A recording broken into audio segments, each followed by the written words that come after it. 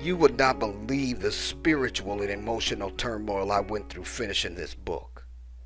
Relationships went to heck in a handbasket. I didn't know which way was up. At one point, it was a constant struggle with old issues as I scuffled to wrestle that old Linda back into her cage. This book emerged as I lived and learned the truths I'm about to share. These lessons were not neatly acquired through academics. They're the result of decades at the University of Hard Knocks. As I conclude this 7-year voyage, it's evident that absent those lessons, this book would remain in perpetuity a work in progress. Mistakes and all, this is my life on these pages. My specific instructions were to be compassionate toward my enemies and wrongdoers and be honest about myself. Now that's backwards compared to how we usually live. We usually judge others harsher than ourselves. It's easier to focus on the perceived weaknesses of others than it is to address our own. But I had to quit running, turn around, and face myself before I could confront hidden, deep-seated issues. It's funny.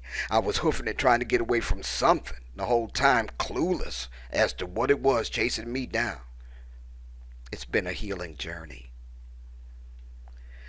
This book's concept emerged during a discussion about relationships, the lack of personal responsibility, and the human propensity toward the blame game.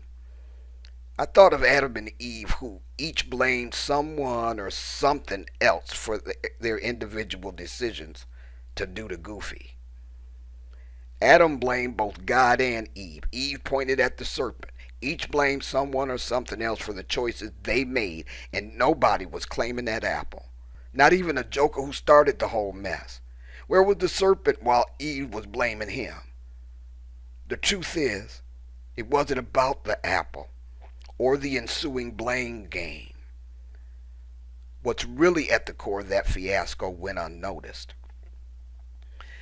I had come up with a book title and concept, but as life's drama unfolded, I forgot about the discussion and the book. Over a decade later, on December 17th, 2005, I received a fateful phone call from my sister Susan.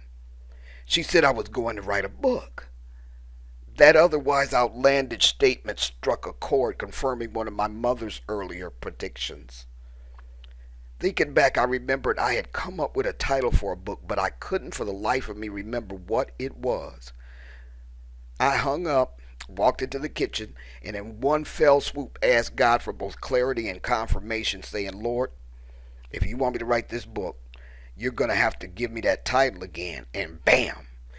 I'd barely finished the sentence before in it rushed, and for the next 5 years, It Ain't All About Eve and It Ain't Adam's Apple became the title. I would write off and on over the years, knowing I had more living and learning to do before the book would be finished. Who knew when the final ink would dry? Many asked. I had no answers. About 5 years passed before I finally hired a writing coach. She made many informed suggestions, all of which were a challenge. On her advice, I struggled to shorten the title. Researching what I had come up with, this story nailed it. This is my paraphrase. One day, an old man was relaxing peacefully beneath a tree when an irate man walked up and started chewing him out for being a beggar. I mean, the man called him everything under the sun until he realized he was receiving no reaction. Finally, frustrated with getting no response, he fumed, "How can you sit there so calmly while I'm yelling at you? Didn't you hear what I said?" Calmly reaching into his begging basket, the old man pulled out an apple, and holding it out to the angry man, he answered with this question. "If I have an apple, and I give it to you, but you don't take it, whose apple is it?" The angry man answered, "Well, it's yours, of course," to which the old man replied, "You offer me insults and anger. I choose not to take it. So the insults and anger are yours, not mine." The story was about Buddha, but it's a slam dunk description of the concept for this book. It demonstrates how we control our own inner emotions as opposed to others controlling them. We can choose to internalize negative experiences or we can leverage them. The choice between the two determines whether we remain victims of or victors over our past. We choose our reactions to situations or circumstances. Our responses empower or destroy our futures. If not aligned with purpose, calling, and mission, our behaviors can short circuit our destinies. This is about freedom, my friend. It's your personal roadmap to freedom from the insidious fear and bondage that blocks purpose. It's about empowering the life choices in spite of and sometimes in the middle of bad experiences. It's about courage to step out from behind a facade of counterproductive defenses, to conquer one by one the spiritual roadblocks that short circuit God's plan for your life. It's about empowerment and leveraging the change it takes to realize your purpose and fulfill your God-ordained destiny.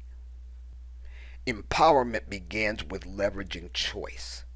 This life-changing truth is the answer to any challenge in any area of your emotional or spiritual life.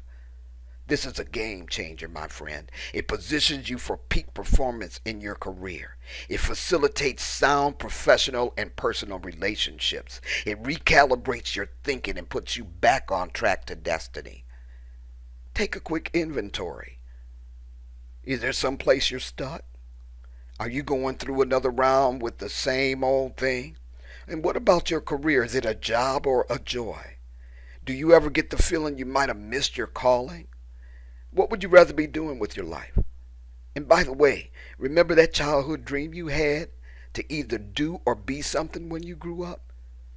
Whatever happened to that? You'll discover the answers to these questions and more as you leverage what's revealed in these pages. You're about to take a powerful journey. So take a deep breath and exhale a hearty goodbye to the status quo. No matter how your life has been up to now, no matter what challenges you face, it's a new day and you're about to leverage the power to change it all. That's right.